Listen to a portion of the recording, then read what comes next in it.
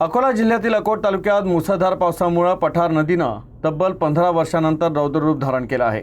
धामणा बुद्रुक येथील पुलावरून वेगानं पाणी वाहत असल्यानं चोहट्टा बाजार, करतवाडी, रेल, धामणा बुद्रुक यासह 12 ते 15 गावांचा संपर्क तुटलाय। महापुरामुळे शेतीचंही मोठ्या प्रमाणात नुकसान झाल्याची भीती व्यक्त केली जात आहे। अकोट तालुक्यात सुरू असलेल्या मुसळधार पावसामुळे पठार नदी दुथडी भरून वाहत आहे। तब्बल 15 वर्षांनंतर नदीनं रौद्र अवतार धारण केल्यानं धामणा बुद्रुक येथील पुलावरून पाणी वाहू लागलंय।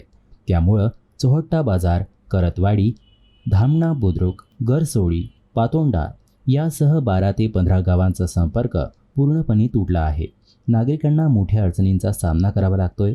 महापुरामुळे हजारो हेक्टर शेती पाण्याखाली गेली असून उभी पिके धोक्यात आली आहेत। त्यामुळे शेतकऱ्यांचं मोठं आर्थिक नुकसान होण्याची भीती व्यक्त केली जात आहे।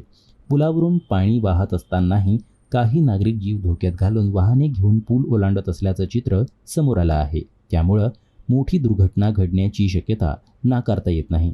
या पार्श्वभूमीवर पुलावर तातडीनं पोलीस बंदोबस्त तैनात करावा, धोकादायक मार्ग बंद करावा, पर्यायी व्यवस्था उपलब्ध करून द्यावी आणि पूर ओसरेपर्यंत सतत देखरेख ठेवावी अशी मागणी होत आहे।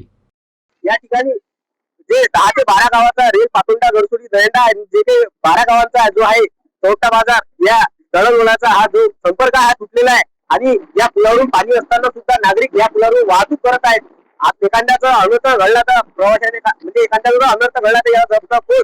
तरी प्रशासनाच्या वतीने या ठिकाणी पोलीस बंदोबस्त आणि पर्यायी व्यवस्था पुलाची पूल पर्याय करण्याच्या पर्यायी व्यवस्था पूल काढण्यात यावा आणि पोलीस बंदोबस्त या ठिकाणी लावण्यात यावा आणि या ठिकाणी व्यवस्था लावण्यात यावी अशी आमची प्रशासनाला विनंती आहे। अन्यथा या ठिकाणी खूप मोठा अनर्थ घडू शकतो, एखाद्याचा जीव सुद्धा जाऊ शकतो। प्रशासनाने याकडे लक्ष द्यावे।